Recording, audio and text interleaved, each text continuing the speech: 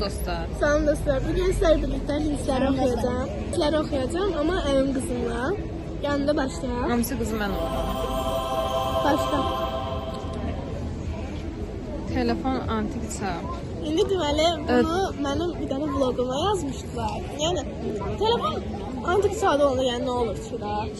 Yaş həddi var da ona görə antik çağ ola bilər, amma yəni telefonla insan qiyaslayırlarsa, nə bilim, IQ dərəcələri yoxdur deməkdir, nəsə. İndi o birinə keçir. Çirkin. Yəni bir mən açıqlayım. Çirkin demək konkret elə paxıllıqdır.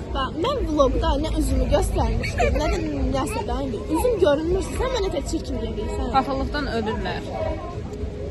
Sonra sen de bana çok itici geliyorsun, ben söylüyor muyum? İndi hamı sevməli deyə bir şey İndi mən yoxdur. orada İtici gəl demişdim nəyə ki, yazırsan? İtici gələn niyə kanala baxır? Ben demiştim ki, İsa mənə itici gəlir, İsa mənə itici gəlir. Bu arada get belə şeylər yazıqlar, Ümumiyyətlə bu deyimlər mən heç xoşuma gəlmir. Stop liste benim kocam. Əgər elə direkt itici gəlsə, nəsə sən ona qarşı nəsə zəhmin gedir ya da paxıllıq hissi var. Ətim töküldü ye. Nədir bu sizin cəli sevdası? Allah'a inanmayanlar. Allah'a inanmayanlar ne? Allah'a.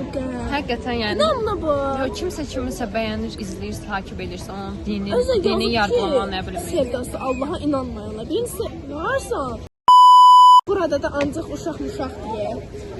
Düzdür, mən uşağım oldu. Uşaqlığımda yaşayıram. Uşaq olmasına baxmayaraq, mən özümün də kanalı olub. Yəni, insanda həvəsli və axırına kimi getsə var, bomba kimi. Gələcəkdə şey edirsiniz ki, kaş mən də yaşdan O yüzden başlayayım. ətim tökülür. Kiməsə niyə atot verəsən?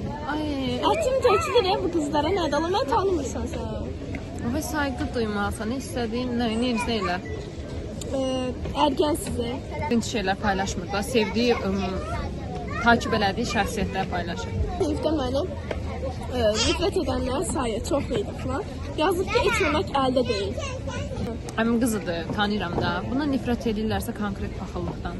Qanunlar, mən qısqanlar. Hele bir şey eləmişdim. Yazıb ki, Mısır tanrısı gibi kendini tanrı ilan et. Oldu, Eləyəcəm. oldu. Gözlüklü, Azəri, 7-ci sinif. Gözəl ama öz dilində danışsa gözəl olar. Sadəcə biraz öz dili və sayğısızlıqda. Desəydim deyərdim, takipçim falan Türkdür. Zaten heç inanmıram. Bunu da desəydim dolamısan məni deyərdim.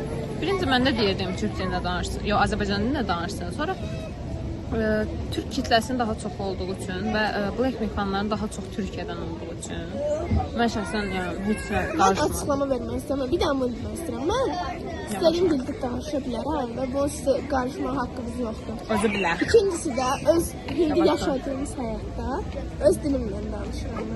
Mən. Oha çox havalısın. Mən onu dinç olaraq qəbul eləmirəm. Yox, çox havalısın. Bilə-bilə yazıbdı. Yazıbım. Havalı olduğun üçün dinç olaraq qəbul eləmirəm.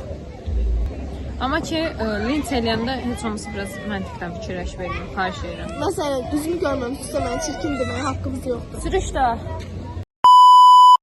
Bay bay.